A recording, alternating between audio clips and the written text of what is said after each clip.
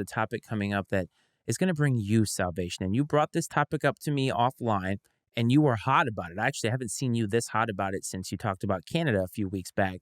But it's about the Kentucky men's baseball team, I believe, in the College World Series, and they're a number one seed in their region. And I guess apparently they made it to their super region or whatever it's called there. I can't keep track of all those things, but I get that, these things happen. And I think the university was in a unique position where they had to accommodate these teams that are coming in. And I don't think that they've really ever had to do that. I'm not really sure that they're built to do that. And the story that I saw was that they were using dorm rooms to accommodate these sports teams. Now, the thing that got on you on the hot trail of being pissed off was the comment section on this particular article. So I'm going to let you elaborate on this because it really pertains to my opening question. Are sports evil incarnate, basically? I know you have a lot of thoughts on this. Okay, so in the NCAA world of Division I baseball, they separate. They put you in 4-team regionals. Okay, so whoever I want to say there are 16 regionals that get assigned. So the top 16 teams host a regional. So 3 other teams come to their site and they play amongst themselves, and one person advances.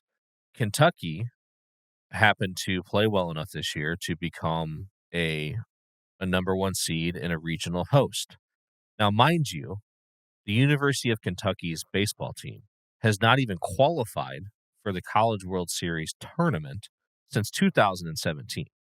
So it's not like this is something that they are used to doing. Like, their baseball team is not this well-established national powerhouse by any means who would be counting on this sort of thing happening. They end up being, now I don't know where they rank amongst those 16 number one seeds. I'm not sure. I don't know how big of a surprise this was to them. They found out on May 28th that they were going to be hosting a regional. That's when the assignments came out. And this is like literally days in advance of it actually happening. Well, there was a music festival going on at the same time in Lexington, Kentucky. And so all of the hotels were booked. And so there was nowhere for the other 3 visiting teams to stay. And so they ended up, the University of Kentucky, the NCAA, I'm sure helped. They put them up in dorm rooms at the university.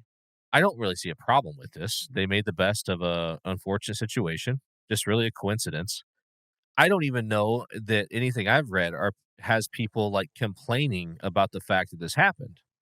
I don't think that the world of college baseball believes that they should have kicked people out of their hotel rooms to accommodate and facilitate these visiting programs.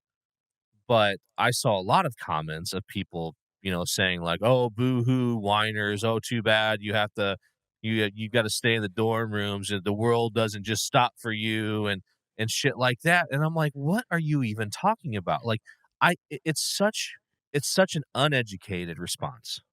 It's just a poorly thought out response that's disregarding all facts. That's based purely in emotion. And hey, I'm an emotional guy. But there's zero. This is purely sour grapes. There's a certain segment of the population that, for whatever reason, really frowns upon anything in the sports world, and I'm sure it stems from things that they experienced as a child or through high school and dumb jocks and whatever. There's assholes that come in every shape, size, color, brand, whatever. Like, not just sports people. It just felt like these were really poor takes about something that was really just an unfortunate coincidence. It didn't have anything to do with people whining or complaining at all. Like, the music festival, I'm sure, was booked for a year. They have full right to those hotel rooms. The university made the best of the situation. Dorm rooms are perfectly fine, in my opinion, to house a college baseball team. I mean, hell, it's what most of these guys live in anyways. Like, I don't see an issue with that at all. But for people to raise such a stink about it and almost celebrate the fact that they felt like this was sticking it to the sports establishment in some way, it was just so weak, man, really weak. I didn't get the impression reading the article that they somehow displaced students to make this happen or No, that they did anything out of the ordinary. I think it was just reporting that, hey, they had to use dorm rooms to do this. And I think it was a local newspaper or local publication that even talked about it. It wasn't something that made national ESPN news, from what I understand. And it was just fascinating to see that vitriol. And you're right, it was like a victory lap. And look, there are aspects of sports, and you even put it just now, there are aspects of everything. You and I could go into podcasting and find people that are not great. We could go into our jobs and find people that are not great. Doesn't matter. Everywhere, every walk of this earth, you're going to find somebody that doesn't jive with who you are. I got picked on when I was younger. The jocks didn't like me. I wasn't particularly athletic, but I wasn't unathletic. I just peaked at a certain time and I didn't play high school sports, but I was treated differently because I was intelligent and got good grades.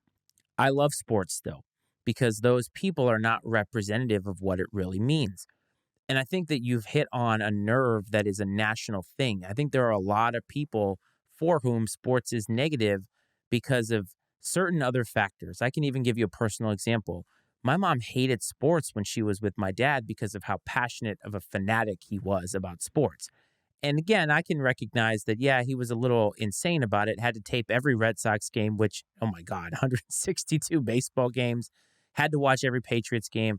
She didn't understand that. And so for her, sports was bad. And anybody who participates in sports is bad. And if they participate in a way that she doesn't understand, that's bad. And she would have definitely been one of these people at one point in her life who said this. But sports is still a good thing. Again, if you take away the humanity of it or the human pieces of it, it's the same thing. And they did make an unfortunate situation work out. And for these college kids, I'm sure that they are thankful to just have some place to stay that's warm with a roof over their head. Wouldn't you agree?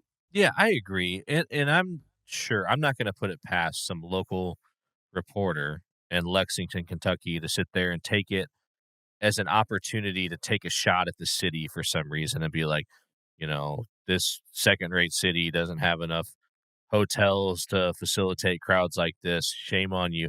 I mean, it wouldn't surprise me if something like that happened, but that's someone with an agenda that's doing that. Um that doesn't play to the facts of the situation at all. The one thing I've never understood about sports critics is like, why do people care so much about a stupid game? Right? You hear that. Oh, I whatever, care so much about a ball or a score, who wins or loses.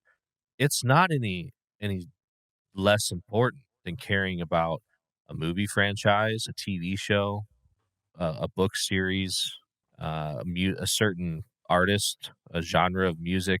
I mean, we go on and on. Any hobby, podcasting, whatever it may be. I mean, it's just a matter of it's something that's ingrained in the fabric of American culture. It's something that an overwhelming amount of our population enjoys participating in. It's something that an overwhelming amount of our population pays to go watch in person, spends numerous hours of their free time watching it on television, and generates absurd amounts of income for the communities that it exists in many cases.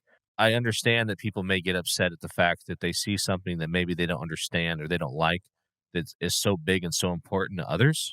But that'd be like someone like me getting mad if, I don't know, I'm trying to think of even like a remotely equivalent example, like getting mad at, I A don't Maple freaking Leafs know. fan for rooting for their team. No, like, that'd be me, like, getting pissed off if there were hotel rooms booked, and so all the people coming to the Comic-Con locally or whatever you call it didn't have a hotel room to stay in, and be like, "Serves you right, nerds." Like, I would never say that, it's just so stupid, like, I would never say that a million years, like, hey, if that's what you're into, that's what you're into, man, like, I just don't understand the vitriol.